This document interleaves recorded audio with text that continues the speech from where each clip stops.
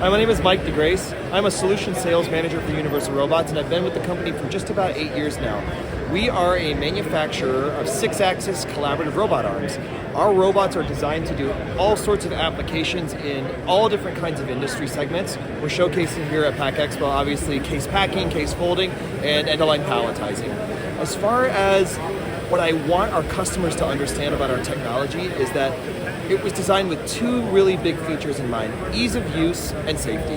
And so when you're thinking about applications where you need the utmost flexibility, where you don't have someone on staff who's worked with robotics before, or if this is the first robot you've ever worked with, our technology, the Universal Robot, is designed for you.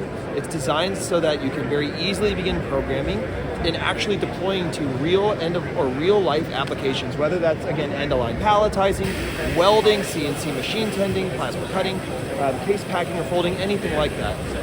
The other thing is that it's designed with safety in mind. And that safety piece has many downstream implications. Obviously, certainly opening up applications for you to work right next to robots in most cases, but it also lends itself very, very well for space savings. So if you're in an environment where you need a robot to go into a very, very tight space, you want something easily programmable, connected to a huge number of devices, look no further than Universal Robots.